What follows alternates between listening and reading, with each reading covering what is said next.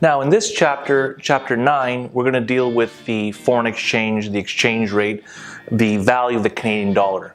So it's another supply-demand diagram. Here's the demand, here's the supply, except this time, instead of it being widgets or beef or wheat, it's going to be dollars. In particular, it's the Canadian dollar. So here we have the quantity of the Canadian dollar, and here we have what's known as the exchange rate, which is the price of the Canadian dollar. And that price is how many US dollars for one Canadian dollar. It's kind of strange, but we know what this means. The Canadian dollar has a value relative to other currencies, and that's what this is. What is the Canadian dollar expressed in different currencies? Right now, as we shoot this, the value of the Canadian dollar is about 76 cents US. So one Canadian dollar can be exchanged for 76 cents US. And this is the quantity of the Canadian dollar. That would be the equilibrium, okay? Now, in this model, it's very simple. There will be a demand and supply, and anything that causes you to buy Canadian dollars will shift the demand curve. For example, if President Trump visits Canada, he'll have to buy Canadian dollars. So if President Trump visits Canada, demand for the Canadian dollar will rise. Or if we visit the US.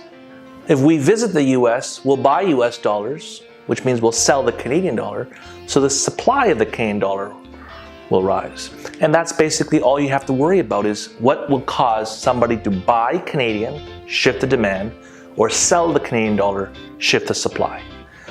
And furthermore, if the exchange rate goes up, this of course is called an appreciation. In other words, our currency will have strengthened. It's appreciating. It's stronger.